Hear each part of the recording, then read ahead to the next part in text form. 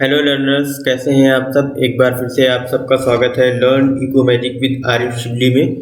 जैसा कि आप सब जानते हैं कि हम यहाँ पर यूजीसी नेट जेआरएफ पेपर 1 की तैयारी करते हैं और हम यहाँ पर कम्युनिकेशन की सीरीज़ कर रहे हैं जिसमें हमारे 10 लेक्चर्स आने वाले थे। अभी आज ये हमारा लेक्चर नंबर 6 है।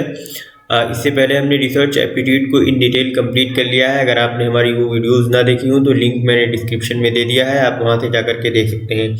आज की इस क्लास में हम कोल और चैन का जो क्लासरूम कम्युनिकेशन का मॉडल है या जो क्लासरूम कम्युनिकेशन प्रोसेस होता है उसको इन डिटेल डिस्कस करेंगे। लेकिन अगर आप हमारे चैनल पर आज पहली बार आए हैं तो मैं आपको बता दूं कि लर्न इको मैजिक के नाम से जो हमारा टेलीग्राम का चैनल है, हमने वहाँ पर इकोनॉमिक्स की स्टैंडर्ड बुक्स अपलोड कर दी हैं और डेली क्विजेज, एमसीक्यूज और पेपर 1 से रिलेटेड जितने भी नोट्स और पीडीएफ होते हैं हम वहाँ पर प्रोवाइड कराते हैं। वो चाहे यूजीसी नेट जेआरएफ के लिए हो, असिस्टेंट प्रोफेसर के लिए हो, पीजीटी के लिए हो, पीएचडी एंट्रेंस के लिए हो या और किसी एग्ज़ाम के लिए हो।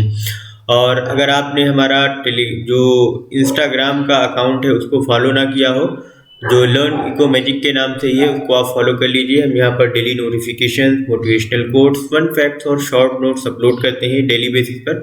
तो देख लेते हैं, एक बार नज़र डाल लेते हैं अपने सिलेबस पर कि कम्युनिकेशन का सिलेबस यूजीसी नेट जेआरएफ के लिए क्या है।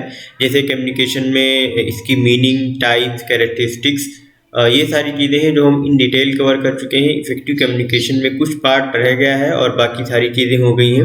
वर्बल, नॉन वर्बल, इंटरकल्चरल और ग्रुप कम्युनिकेशन को हम डिस्कस कर चुके हैं। क्लासरूम कम्युनिकेशन का एक मॉडल आज कंप्लीट हो जाएगा।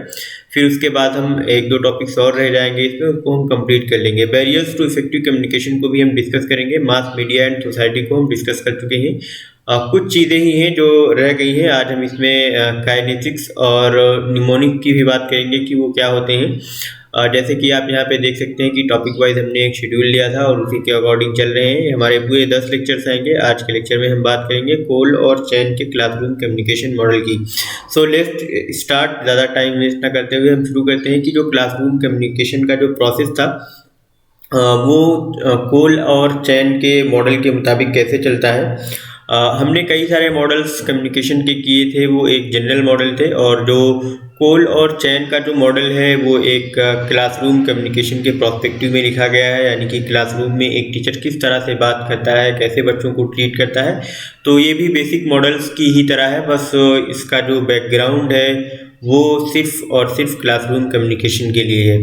तो जो चैन मॉडल और कोल साहब थे, इन्होंने बताया था कि जो प्राइमरी ऑब्जेक्टिव होता है क्लासरूम टीचिंग का, वो कुछ इंस्ट्रक्शनल ऑब्जेक्टिव्स होते हैं कग्निटिव डोमेन को, जिनको अचीव करने के लिए हम क्लासरूम में टीचिंग करते हैं या क्लासरूम में बातचीत करते हैं। तो वो इस इंस्ट्रक्शनल ऑब्जेक्टिव्स क्या हो सकते हैं कग्निटिव डोमेन के। कग्निटिव डोमेन का मतलब होता है कि जो ज्ञान से रिलेटेड जो फील्ड रहती है, जो क्षेत्र रहता है, हम किसी को समझाने के लिए कुछ कोशिश करते हैं या कोई टीचिंग करते हैं तो हमारी कग्निटिव डोमेन में आती है। जैसे कि namely those concern with developing knowledge, जैसे कि हम अगर बच्चों के अंदर नॉलेज को डेवलप करना चाहें, या कॉम्प्रिहेंशन स्किल, यानी कि अगर कोई चीज़ है, कोई पैराग्राफ दिया हुआ है या कोई बुक दी हुई है, उसमें कुछ लिखा है तो उसका हम मतलब समझ सकें, उसकी क्या मीनिंग है, वो क्या कहना चाह रहा है। तो कॉम्प्रिहेंशन स्किल, नॉलेज या एप्लीकेशन बेस्ड जो भी थ्योरी हम पढ़ते हैं उसका एप्लीकेशन कैसे किया जाएगा, उसका एनालिसिस कैसे किया जाएगा। और अगर नॉलेज इधर उधर पड़ी हुई, जैसे कुछ नॉलेज एक बुक में है, कुछ नॉलेज दूसरी बुक में है और कुछ नॉलेज तीसरी बुक में है, या इस तरह से भी आप देख सकते हैं कि कुछ नॉलेज एक रिसर्च पेपर से हमको मिली और कुछ नॉलेज दूसरे रिसर्च पेपर से मिली और कुछ हमने अपने ऑब्जर्वेशन से नॉलेज इकट्ठा की। तो उन सब नॉलेज को सिंथेसिस करना, एक जगह ला के खड़ा करना, ये सब कग्निटिव डोमेन में आता है। और जो हमारे इंस्ट्रक्शनल ऑब्जेक्टिव्स कहलाते हैं, तो जो बेसिक एम होता है टीचिंग का वो यही होता है कि हम इंस्ट्रक्शनल ऑब्जेक्टिव्स को अचीव कर सकें कग्निटिव डोमेन के। कग्निटिव डोमेन क्या क्या है, जैसे कि डेवलपिंग नॉलेज हो गई, कॉम्प्रिहेंशन स्किल का डेवलप करना, एप्लीकेशन का डेवलप करना, उसका एनालिसिस कराना, सिंथेसिस करना और इवेल्युएशन एबिलिटीज़ को डेवलप करना। तो जो चैन और कोल साहब थे, इन्होंने एक typical process of classroom communication को इंट्रोड्यूस किया था और उसमें 5 स्टेजेस थी, जैसे कि अदर कम्युनिकेशन के मॉडल्स में भी होती हैं। सबसे पहली स्टेज जो थी चैन और कोल के मॉडल की, वो थी कि फॉर्मुलेशन ऑफ मैसेज, यानी कि जब हम कभी भी कुछ भी कम्युनिकेट करेंगे तो पहले अपना मैसेज बनाएंगे। मैसेज में हम उसको लिख लेंगे या फॉर्मुलेट कर लेंगे जो भी इंफॉर्मेशन हम देना चाह रहे हैं या जो भी हम कहना चाह रहे हैं। तो जो सक्सेस होती है कम्युनिकेशन की, वो डिपेंड करती है कि हम किस तरह से कोई मैसेज फॉर्मुलेट करते हैं। जैसे कि आप कह सकते हैं कि हम कोई आइडिया है या कोई मैसेज है, उसको हम एक स्टूडेंट्स को हम देना चाहते हैं ताकि उनसे एक हमें पॉजिटिव रिस्पांस मिल सके या एक बिहेवियरल चेंज आ सके या जो भी डिज़ायर्ड चेंज हम देखना चाहते हैं बच्चों के अंदर। जैसे हम बच्चों को कुछ सिखाना चाहते हैं या बच्चों को सिर्फ इन्फॉर्म करना चाहते हैं, तो उसको इन्फॉर्म करने के लिए हम एक मैसेज का फॉर्मुलेशन कर सकते हैं। और मैसेज का जो फॉर्मुलेशन होगा वो किसी भी फॉर्म में हो सकता है। हम वर्बल फॉर्म में भी यूज़ कर सकते हैं उस मैसेज को, नॉन वर्बल फॉर्म में भी यूज़ कर सकते हैं। और जो मैसेज होता है हमारा, हम उसको लिख भी सकते हैं, बोल भी सकते हैं, या कह सकते हैं कि हम उसको वर्ड्स के थ्रू बता सकते हैं। अगर हम नॉन वर्बल क्यूज़ की बात करें तो हम जेस्चर्स के थ्रू बता सकते हैं, अपने बॉडी मूवमेंट्स के थ्रू बता सकते हैं। तो कुछ भी हो सकता है, किसी भी चीज़ में हो सकता है। किसी भी तरह से हम फॉर्मुलेशन को जो हमारा फॉर्मुलेशन ऑफ मैसेज है उसको हम बना सकते हैं किसी भी फॉर्म में। और जो इफ़ेक्टिव कम्युनिकेशन हमारा होता है वो हमारी कम्युनिकेशन स्किल पे डिपेंड करता है। जैसा कि आप जानते ही हैं कि हमारा नॉलेज लेवल क्या है, हमारा एटीट्यूड क्या है। जो भी कम्युनिकेटर है, जैसे कि कोई टीचर है, अगर वो स्टूडेंट्स को इम्प्रेस करना चाह रहा है या स्टूडेंट्स को एक तरह से इम्पार्ट करना चाह रहा है, उनके अंदर नॉलेज, उनको कुछ सिखाना चाह रहा है, तो डिपेंड करता है कि जो टीचर है उसकी एबिलिटी कितनी है सोचने की, थॉट्स को क्विकली वो एक्सप्रेस कर पाता है कि नहीं कर पाता है। और जो भी एट्रीब्यूट्स हैं एक गुड कम्युनिकेटर के, वो टीचर के अंदर हैं कि नहीं हैं। तो ये सारी चीज़ें जब हम मैसेज का फॉर्मुलेशन करते हैं तो इन सब चीज़ों का ख्याल रखते हैं। जैसे कि हम जो भी हमारा आइडिया होता है, हम उसको एक बहुत ही अच्छे तरीके से उसको अरेंज करते हैं कुछ मीनिंगफुल सीक्वेंसेस में से। और अगर हमको ज़रूरत पड़ती है वर्बल वर्ड्स की, तो हम वर्बल फॉर्म में यूज़ कर सकते हैं। अगर नॉन वर्बल एलिमेंट्स की ज़रूरत होती है तो हम नॉन वर्बल एलिमेंट्स का यूज़ करते हैं, जैसे गेस्चर्स का यूज़ कर लेते हैं, या कह सकते हैं कि जो बॉडी मूवमेंट्स हैं उनका हम यूज़ कर लेते हैं। फिर उसके बाद जब हम फॉर्मुलेट कर लेते हैं मैसेज को, तो फिर मैसेज की हमारी एक जो नेक्स्ट स्टेप है या नेक्स्ट स्टेज है, वो मैसेज एन्कोडिंग आती है। यानी कि हम मैसेज को किस तरह से एन्कोड कर रहे होंगे, जो भी हमने आइडिया बनाया है, जो भी हमको मैसेज देना है स्टूडेंट्स को, हम उसको एन्कोड करेंगे। एन्कोड किस तरह से कर सकते हैं, जैसे कि हम हो सकता है कि हम कह सकते हैं आपकी किसी वर्ड्स में आप एन्कोड कर दीजिए या सिंबल्स में एन्कोड कर दीजिए, या जो भी आपकी थॉट या इन्फॉर्मेशन है आप उसको एक वेल प्लान्ड वे में आप तो कह सकते हैं कि बोल सकते हैं या लिख सकते हैं, या कुछ सिग्नलिंग का यूज़ कर सकते हैं या जेस्चर्स का यूज़ करते हैं। सेम वैसे ही जैसे आप मैसेज को फॉर्मुलेट करते हैं, मैसेज को फॉर्मुलेट करने के लिए भी आप सेम चीज़ों का ही यूज़ कर सकते हैं। जैसे कि स्पीच का तो आप यूज़ करते ही हैं, या राइटिंग का यूज़ कर लेते हैं, या सिग्नल्स का यूज़ कर लेते हैं, या जेस्चर्स का यूज़ कर लेते हैं। तो वैसे ही मैसेज की जब एन्कोडिंग की जाती है, तो मैसेज की एन्कोडिंग भी सेम प्रोसेस में की जाती है कि आपने जब फॉर्मुलेशन किया था मैसेज का, यानी कि जब मैसेज आपने बनाया था, तो आप मैसेज को उसी फॉर्म में बनाएंगे या उसी फॉर्म में एन्कोड करेंगे, ताकि जब वो रिसीवर तक जाए, वो स्टूडेंट तक जाए, तो वो फॉर्म्स या जो भी आपने जिस भी लैंग्वेज में या जिस भी शेप में आपने उस मैसेज को इनकोड किया है, वो लर्नर्स समझ सकें। और फिर आप उसके बाद जब आप मैसेज इनकोडिंग कर लेते हैं, तो मैसेज इनकोडिंग के बाद एक मैसेज ट्रांसमिशन की एक स्टेज आती है। मैसेज ट्रांसमिशन में आप कोई चैनल यूज़ करते हैं, जैसे कि आपने कुछ लिखा है या आपने कुछ बोला है, आपने वर्बल क्यूज़ यूज़ किए हैं या नॉन वर्बल क्यूज़ यूज़ किए हैं, तो आप कोई भी चैनल इस्तेमाल कर सकते हैं, जैसे कि आप सोशल मीडिया का चैनल यूज़ कर सकते हैं, या आप अगर क्लासरूम में पढ़ा रहे हैं तो आप राइटिंग बोर्ड का यूज़ कर सकते हैं, या एक डिजिटल बोर्ड्स आ गए हैं उनका यूज़ कर सकते हैं आप। इनके अलावा और भी कई सारी चीज़ें हैं, जैसे आप सिर्फ बोल कर भी बता सकते हैं स्टूडेंट को। तो जो चैनल है या मैसेज जो ट्रांसमिशन है, उसमें आप एक चैनल का यूज़ करते हैं कि आप मैसेज वो किस तरह से दे रहे होंगे। और चैनल एक तरह से एक व्हीकल की तरह काम करता है, एक गाड़ी की तरह काम करता है, जो आपके मैसेज को रिसीवर तक ले जाता है।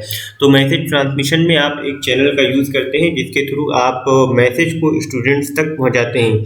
फिर उसके बाद जब मैसेज स्टूडेंट्स तक पहुंच जाता है तो वो स्टूडेंट्स क्या करते हैं कि मैसेज को डिकोड करते हैं, और मैसेज को डिकोड करने के बाद उसको अंडरस्टैंड करने की कोशिश करते हैं, समझने की कोशिश करते हैं कि जो मैसेज में जो बात कही गई है वो एक्चुअल में कहा क्या गया है। तो जो भी इनको डिकोडिंग होगी मैसेज की, वो बिल्कुल जैसे कि कम्युनिकेटर की स्किल पर डिपेंड करता है कि जो कम्युनिकेटर है वो मैसेज कैसे फॉर्मुलेट करता है।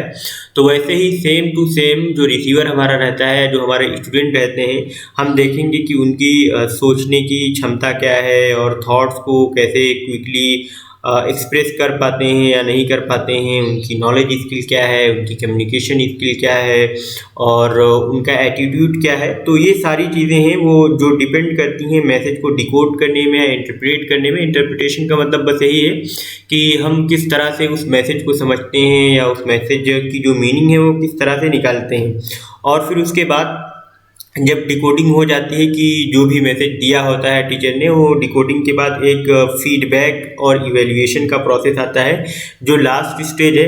फीडबैक में हम क्या करते हैं कि जो हमारा रिसीवर होता है वो जो सेंडर को बताता है कि वो समझ पाया है कि नहीं समझ पाया है, जो भी मैसेज उसने रिसीव किया है एक सेंडर से, वो उसको समझ पाया है कि नहीं समझ पाया है। और जितने भी इफ़ेक्टिव कम्युनिकेशंस होते हैं वो फीडबैक को बहुत इंकरेज करते हैं, और उसमें फीडबैक का एक तरह से कहते हैं एक एसेंशियल एलिमेंट होता है।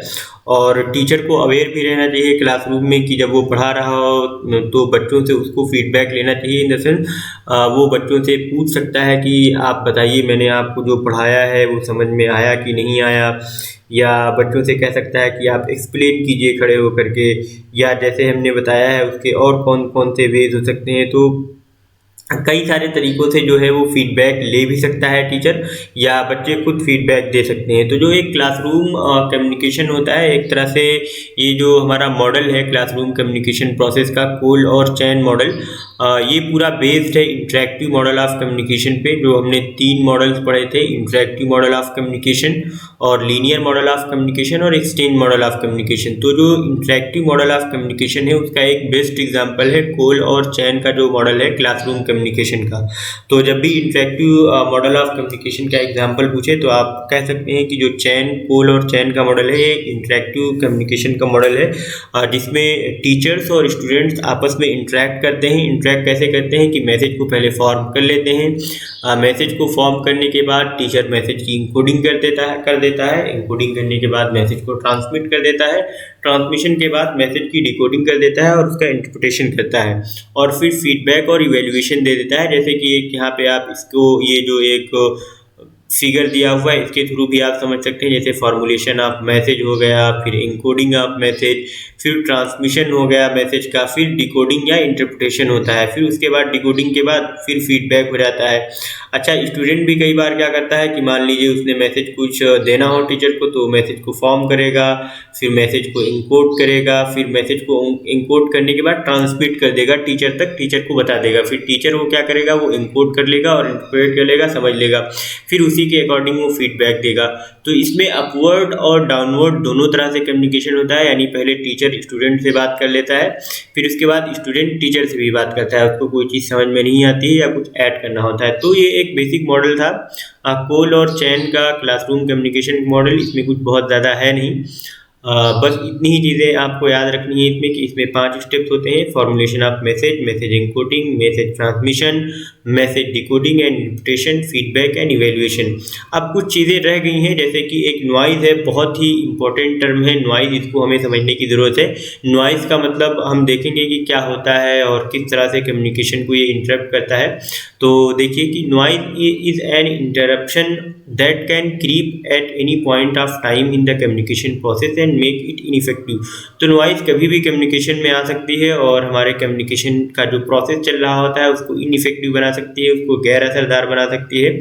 और इन्वायरमेंट एक मेजर कॉज होता है नॉइज़ का, या कह सकते हैं कि नॉइज़ को क्रिएट करने में इन्वायरमेंट एक बड़ा रोल अदा करता है, जिससे कि हमें इंटरप्शंस होते हैं कम्युनिकेशन के दौरान, बातचीत करने के दौरान। आप एग्जांपल्स के तौर पे देख सकते हैं कि जब हम रोड साइड्स में चल रहे होते हैं तो ट्रैफिक की आवाज़ें आ रही होती हैं, या इंडिविजुअल्स आपस में चैटिंग कर रहे होते हैं, चैट कर रहे होते हैं, आपस में बातचीत कर रहे होते हैं लगातार, तो उससे नॉइज़ क्रिएट होती है। और फिर जब नॉइज़ क्रिएट होती है तो हमारा जो कम्युनिकेशन चल रहा होता है वो इनइफेक्टिव हो जाता है, वो इतना असरदार नहीं रह सकता है। या कह सकते हैं कि जब हमारा लाउड स्पीकर बहुत तेज़ बज रहा होता है तो उससे नॉइज़ क्रिएट होती है, और या हम फॉल्टी ट्रांसमिशन कर देते हैं, कह सकते हैं कि जो मैसेज है उसको हम गलत तरह से उसको ट्रांसमिट कर देते हैं, जो हम बात कहना चाह रहे थे वो एक्चुअल में हम कह नहीं पाते हैं। और जो पुअर हैंड राइटिंग होती है, वो भी एक तरह से कह सकते हैं कि नॉइज़ का एक टाइप है। सिर्फ ऐसा नहीं है कि नॉइज़ जो है वो कह सकते हैं आवाज़ का नाम है, या कह सकते हैं कि जो बहुत चैट कर रहे होते हैं इंडिविजुअल्स आपस में, उससे नॉइज़ क्रिएट होती है, या सिर्फ लाउड स्पीकर से नॉइज़ क्रिएट होती है, या सिर्फ ट्रैफिक से नॉइज़ क्रिएट होती है। ऐसा नहीं है कि हर वो चीज़ जिससे इंटरप्शन हो कम्युनिकेशन में, तो कम्युनिकेशन में उसको हम कहते हैं कि वो नॉइज़ क्रिएट हो रही है या एक तरह से बैरियर बन रहा है। तो पुअर हैंड राइटिंग जो होती है, जब भी हम कुछ किसी को लिख करके देते हैं और वो सही से लिखा हुआ नहीं होता है तो वो मैसेज सही से समझ में नहीं आता है। फॉर एग्जांपल, आप एग्जामिनेशन में लिख रहे हैं और एग्ज़ाम में आपकी राइटिंग बहुत ख़राब है, आपने सही से नहीं लिखा है, तो जो एग्ज़ामिनर होगा वो समझ नहीं पाएगा कि आपने अपने पेपर में क्या कहना चाहा है, आप आंसर सही से दे पाए हैं या नहीं दे पाए हैं। तो इस तरह से एक नॉइज़ क्रिएट होती है और जो कम्युनिकेशन होता है वो सही से स्मूथली चल नहीं पाता है। या बहुत सारे लोग होते हैं वो बहुत ही हैवी एसेंट, उनका जो लहजा होता है वो बहुत कह सकते हैं कि हेवी होता है, बहुत भारी होता है। या बहुत से लोग बहुत सॉफ्टली स्पोकन होते हैं, बहुत आराम से बोलते हैं, तो ये भी एक नॉइज़ का टाइप है। तो ये कुछ चीज़ें हैं जो नॉइज़ के टाइप्स हैं, और ये बैरियर्स भी कहलाते हैं इफेक्टिव कम्युनिकेशन के। हम इन डिटेल डिस्कस करेंगे बैरियर्स ऑफ इफेक्टिव कम्युनिकेशन। बस एक नॉइज़ का टर्म था जो मैं आपको बताना चाह रहा था। जैसे कि आप इस इमेज को देख सकते हैं, इसमें कई सारे इंस्ट्रक्शंस आ रहे हैं जिससे इसने कान बंद कर लिया है, और जो कम्युनिकेशन का प्रोसेस है वो एक तरह से इंटरप्ट हो रहा है या ब्रेक डाउन हो रहा है उसमें, या इनइफेक्टिव रह रहा है कम्युनिकेशन। तो ये नॉइज़ है। अब हम देख लेते हैं कि नॉइज़ के कुछ टाइप्स होते हैं इंपॉर्टेंट, तो उन टाइप्स को हम देख लेंगे। 5 टाइप्स होते हैं नॉइज़ के, जो हमारे लिए समझने बहुत ज़रूरी हैं। उसमें जो सबसे पहला टाइप है वो फिज़िकल नॉइज़ का है। फिज़िकल नॉइज़ में जो भी एनवायरमेंटल साउंड्स होते हैं वो आते हैं, जैसे कि रेनिंग साउंड हो गया, या थंडर स्टॉर्म्स का जो साउंड होता है, या डॉग जो होता है वो बार्क कर रहा होता है जब भौंक रहा होता है, या जो हमारे घरों में पंखे चल रहे होते हैं, या लाइट्स या विंडोज़ से जो हवा आ रही होती है उसकी वजह से जो नॉइज़ होती है। तो जो भी साउंड क्रिएट हो रहे होते हैं इन्वायरमेंट से रिलेटेड, वो हमारे फिजिकल नॉइज़ कहलाते हैं। इसमें एग्जांपल रेनिंग साउंड हो गए, thunder storm, barking dogs, sound from fans, lights and Windows. तो अगर हम बात करें फिजियोलॉजिकल नॉइज़ की, तो फिजियोलॉजिकल नॉइज़ में जो फिजिकल वीकनेस और थिकनेस को शो करें वो हमारे फिजियोलॉजिकल नॉइज़ हैं। For example headaches, deafness if someone is not able to hear, और blindness if someone is not able to see, and कह सकते हैं कि टॉकिंग फास्ट या स्लो, बहुत कोई तेज़ी से बात कर रहा है या बहुत धीमे से बात कर रहा है, या बहुत कह सकते हैं कोई हाई या लो टेम्परेचर है रूम में। तो ये हमारे जो फिजिकल वीकनेसेस और थिकनेस है, ये इनको फिजियोलॉजिकल नॉइज़ जो है हमारी, वो फिजिकल वीकनेस और सिकनेस को शो करते हैं, जैसे कि हेडेक्स हो गया। हेडेक हमारे सर में कभी कभी दर्द होता रहता है। If we talk about deafness, if we talk about blindness, if we talk about talking fast और स्लो, हाई और low temperature in room. So these are the few examples of physiological noise. And if we see what is psychological noise, to all factors which affects psychology of a common man or common person, such as beliefs, attitudes, behaviors, sensitive issues, religious, ethnic and political, or we can say financial crises. So these are the few examples of psychological noise. Psychological noise are affected by psychological factors. And what are the psychological factors? Psychological factors are beliefs, attitudes, behaviors, sensitive issues, religious, ethnic and political, financial crisis that can affect our communication, or that can make ineffective, that can make our communication process ineffective. If we talk about semantic noise, कि semantic noise क्या होता है, तो जब भी हम different meaning को extract करते हैं, जैसे कि सिंटैक्टिकल बैरियर्स भी हो सकते हैं या जार्गन वर्ड्स हो सकते हैं। जार्गन वर्ड्स जैसे बहुत ही टफ वर्ड्स का यूज़ कर देना, जैसे एक हमारे मुल्क में एक राइटर हैं, ऑथर शशि थरूर साहब, वो अपनी इंग्लिश के लिए जाने जाते हैं और वो मोस्टली ऐसे वर्ड्स यूज़ करते हैं अपनी राइटिंग में या स्पीच में जो आम लोगों को समझ में नहीं आती है। तो वो जार्गन वर्ड्स का जब भी हम यूज़ करते हैं तो एक तरह से सेमेंटिक नॉइज, यानी कि उसकी डिफरेंट मीनिंग, या कह सकते हैं कि जो सामने वाला है उसकी वो मीनिंग समझ नहीं पाता है, तो वो हमारी सिमेंटिक नॉइज क्रिएट हो जाती है। तो हमें जार्गन वर्ड्स का यूज़ नहीं करना चाहिए, या हम किसी वर्ड का मिस प्रोनाउंसिएशन कर देते हैं, हम प्रोनाउंसिएशन सही से नहीं करते हैं, या कोई स्पेशल वर्ड यूज़ कर लेते हैं, जैसे जार्गन वर्ड का ही एक टाइप है कोई स्पेशल वर्ड का यूज़ करना, या हम कोई ग्रामेटिकल मिस्टेक करते हैं, या कोई रॉन्ग सेंटेंस हम फार्मूलेट कर देते हैं। तो ये कुछ चीज़ें हैं जो हमारे सिमेंटिक नॉइज में आती हैं, जो डिफरेंट मीनिंग से रिलेटेड है। और अगर हम बात करें कल्चरल नॉइज की, सो कल्चरल नॉइज में हम किसी चीज़ का हो सकता है रॉन्ग एक्सप्लेनेशन कर दें, जैसे किसी की हम रॉन्ग मीनिंग निकाल लें, जो पोस्चर्स हैं उनको हम सही से ना समझ पाएँ, जेस्चर्स हैं उसको हम सही से ना समझ पाएँ, आई कॉन्टैक्ट की क्या मीनिंग होती है उसको हम सही से ना जान पाए, या स्पेस, टच और ड्रेस अब क्या शो करते हैं, ये सारी चीज़ें अगर हम ना समझ पाए तो एक तरह से कल्चरल नॉइज़ का एक पार्ट है। तो आई होप आप टाइप्स ऑफ नॉइज़ को क्लियरली समझ पाए होंगे। अब एक किनेसिक्स का एक टर्म है जो बहुत पूछा जाता है एग्जाम में, तो मैंने इसको अलग से लिख दिया है ताकि हम समझ सकें कि किनेसिक्स क्या है। तो kinesics is a major form of non verbal communication. ये नॉन वर्बल कम्युनिकेशन का एक मेजर पार्ट होता है, and it is defined as the study of non linguistic body movement. तो जितने भी हमारे नॉन लिंग्विस्टिक यानी लैंग्वेज के अलावा, जो हम मुँह से बोलते हैं उसके अलावा जितने भी हमारे बॉडी मूवमेंट्स होते हैं वो हमारे किनेसिक्स में आते हैं, जो एक नॉन वर्बल कम्युनिकेशन का एक बहुत ही इम्पोर्टेंट पार्ट है किनेसिक्स। इसमें फेशियल एक्सप्रेशंस हो सकते हैं, हमारे जेस्चर्स हो सकते हैं, या कह सकते हैं कि जो हमारी बॉडी लैंग्वेज होती है उसका एक इंटरप्रिटेशन होता है पूरा, जो हमारे फेशियल एक्सप्रेशन और जेस्चर्स को शो करता है। और इसी वजह से कहते हैं कि more formally non verbal behaviour related to body movement. तो जब भी हम बॉडी मूवमेंट से रिलेटेड कोई बात करेंगे तो उसका मतलब होगा कि हम किनेसिक्स का यूज़ कर रहे हैं। तो किनेसिक्स का टर्म जब भी कहीं भी पूछा जाए तो it will be related with body movements, और we can say it will be a form of non verbal communication. और एक मेहराबियन साहब थे, उन्होंने कहा था कि जो वर्ड्स होते हैं वो 7% मीनिंग उनके ज़रिए जाती है, वर्ड्स के ज़रिए हम 7% समझ पाते हैं, और tone of voice account for 38%, यानी कि जो हमारी वॉइस होती है या जो हमारी टोन होती है बातचीत करने की, वो मैसेज की क्या मीनिंग सामने वाले के लिए होगी, वो 38% उसका एक हिस्सा होता है अंडरस्टैंडिंग का। और जो हमारी बॉडी लैंग्वेज होती है वो 55% उसकी अकाउंटेबिलिटी होती है, यानी कि उसमें वो 55% बॉडी लैंग्वेज पर हमारे डिपेंड करता है कि हम कहना क्या चाह रहे हैं। तो एक टोटल 100% हो जाता है, यानी जब भी हम कोई मैसेज ट्रांसमिट करते हैं, किसी को कहते हैं, तो मैसेज कोई कैसे समझ पाएगा, तो मेहराबियन के अकॉर्डिंग वर्ड्स जो होते हैं वो 7% मीनिंग कंटेन करते हैं, और जो tone of voice and accounts होती है वो 38% मीनिंग कंटेन करते हैं, और जो बॉडी लैंग्वेज हमारी होती है वो 55% मीनिंग कंटेन करते हैं।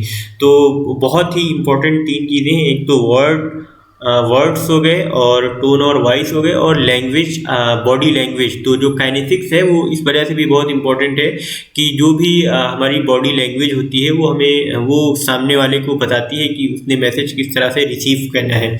तो this has become the rule of जैसे 738-55 रूल, और इसको एब्रीविएटेड भी किया गया था 3 वीज रूल। 3 वीज में जैसे फर्स्ट वी है verbal, and third V is vocal, and fifth V is visual. तो 3 वी रूल है, जिसमें वर्बल में 7% है मामला, और वोकल में यानी कि जो हम बोलते हैं वॉइस से रिलेटेड वो 38% है, और जो विजुअल है, विजुअल मीन्स बोले तो बॉडी लैंग्वेज, वो 58% है। तो in practice it is always a mix of verbal as well as non verbal communication. तो आप सब जानते हैं कि ये वर्बल और नॉन वर्बल कम्युनिकेशन बोथ दोनों का हम मिक्सचर यूज़ करते हैं जब भी हम बात कर रहे होते हैं। जैसे मैंने यहाँ पे एक एग्जांपल दिया हुआ है कि बॉडी मूवमेंट से क्या पता चलता है। जैसे अगर कोई ऐसे बॉडी मूवमेंट कर रहा है तो इसका मतलब यस है, अगर कोई इस तरह से हाथ हिला दे रहा है तो इसका मतलब आई डोंट नो, अगर ये कोई ऐसे कर रहा है तो इसका मतलब आई एम स्ट्रॉन्ग और यॉन। तो अलग अलग बॉडी मूवमेंट्स हैं, जैसे आई एम टायर्ड का है, आई एम सॉरी क्या है, यस वी आर गिल्टी, हमसे गलती हो गई, ठीक है, हम शर्मिंदा हैं, या ये बहुत कुछ ही कर रहा है। तो जो बॉडी मूवमेंट्स होते हैं वो हमें बताते हैं कि हम क्या कहना चाह रहे हैं, या एक्सप्रेस कर देते हैं सामने वाले को कि हमारे दिमाग में क्या चल रहा है। तो ये काइनेटिक्स है। काइनेटिक्स का बेसिक मतलब यही है कि बॉडी लैंग्वेज से रिलेटेड जो भी बात होती है वो। अब हम निमोनिक की बात करें कि निमोनिक क्या है, तो निमोनिक्स आप सब बहुत अच्छे तरीके से जानते हैं, बस मैंने इसमें इस वजह से ऐड कर दिया है ताकि कम्युनिकेशन का कोई भी टॉपिक छूटने ना पाए। तो this is somewhat in different context, mainly about learning and recalling of words, number, facts. जब भी हम वर्ड्स को याद रखना चाहते हैं, या नंबर्स को याद रखना चाहते हैं, या कुछ फैक्ट्स को याद करना चाहते हैं, तो कुछ छोटे छोटे कह सकते हैं कि कुछ निमोनिक्स बना लेते हैं, कुछ उसकी हम कोडिंग कर लेते हैं अलग अलग चीज़ों में। निमोनिक्स आर कह सकते हैं इनको हम मेमोरी डिवाइसेस भी हैं, जो हेल्प करते हैं लर्नर्स को लार्जर पीस ऑफ इंफॉर्मेशन को याद करने के लिए। इसमें कई सारे जैसे कैरेक्टर्स को हम याद कर सकते हैं, स्टेप को याद कर सकते हैं, स्टेजेस को याद कर सकते हैं, पार्ट्स को याद कर सकते हैं, फेजेस को याद कर सकते हैं। तो निमोनिक्स जो होते हैं वो हमारी रिकॉलिंग के लिए, किसी चीज़ को दोबारा याद करने के लिए बहुत इम्पोर्टेंट होते हैं। एक एग्जांपल जैसे मैंने यहाँ पे लिखा हुआ है, एक ब्रेस का, ब्रेस एक एग्जांपल है, एक्रोनिम है, कह सकते हैं कि अगर हम एक राइफ़ल को अगर हम शूट करना चाहें तो किस तरह से हमें एक राइफ़ल को शूट करना चाहिए, या शूटिंग करने से पहले हमें क्या करना चाहिए। तो एक ब्रास टर्म है, ब्रास में जो बी है वो स्टैंड करता है ब्रीथ, सांस लो, और फिर थोड़ा सा रिलैक्स फील करो, एम अपने आपका जो एम है, गोल है, उसको ध्यान में रखो, और फिर साइट अपनी नज़र उधर रखो, और फिर स्क्वीज कर दो, शूट कर दो तुरंत।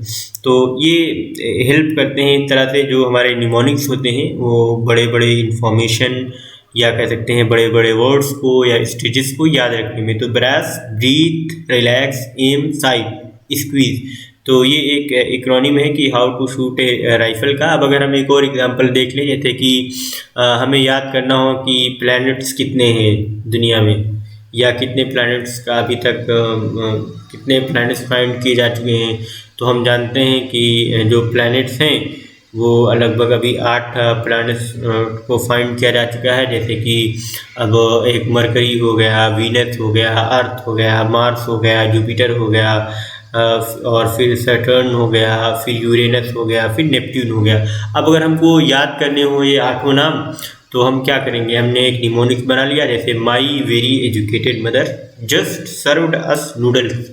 तो अब ये याद रखना इजी है, या ये मरकरी, वीनस, अर्थ, मार्स, जुपिटर, सैटर्न, यूरेनस या नेपट्यून, इन 8 को एक सीक्वेंस में याद करना आसान है। तो ये माई very educated mother just served us noodles, ये एक सेंटेंस के फॉर्म में एक हमारा निमोनिक्स बन गया, जिसको हम याद कर लेते हैं। और माई से हम समझते हैं कि मरकरी है, वेरी से समझते हैं वीनस है, एजुकेटेड से समझते हैं अर्थ है, mother means Mars, just stand for Jupiter, served stand for Saturn और us stand for Uranus, noodles stand for Neptune. तो इस तरह से हम निमोनिक्स बना लेते हैं। My very educated mother just served us noodles. तो जब भी हमको नूडल्स मिलते हैं तो हम हंसते मुस्कुराते हैं। और इसी के साथ हमारा जो आज का लेक्चर है वो ख़त्म होता है। हम अपने नेक्स्ट लेक्चर में बात करेंगे कि प्रिंसिपल्स ऑफ इफेक्टिव कम्युनिकेशन क्या होते हैं। लेकिन आपका एक बार फिर से बहुत शुक्रिया कि आप हमारे चैनल पर आए और हमारी वीडियोस को देखा आपने। अगर आपको कोई भी डाउट हो, कुछ भी समझ में ना आया हो, तो आप कमेंट करके ज़रूर बताएं हमें, और कैसा लगा आप ये भी बता सकते हैं। बने रहें हमारे चैनल के साथ। और जैसा कि हमने बताया कि हम आगे आने वाली क्लास में या आगे आने वाले लेक्चर में हम बात करेंगे कि principles of effective classroom communication क्या होते हैं। तो बने रहिए लर्न इको मैजिक के साथ। अगर आपने लाइक, सब्सक्राइब और शेयर ना किया हो तो प्लीज़ लाइक करें, सब्सक्राइब करें, शेयर करें और नोटिफिकेशन बिल को ऑन कर लें। कमेंट करके ज़रूर बताएं कि आपको कैसा लगा हमारा लेक्चर। और अगर आपने हमारा टेलीग्राम का चैनल सब्सक्राइब ना किया हो तो उसको भी सब्सक्राइब कर लीजिए। और अगर आपने हमारा इंस्टा का अकाउंट फॉलो ना किया हो तो उसको फॉलो कर लीजिए, क्योंकि हम वहाँ पर daily notification short notes upload करते हैं। Thank you so much.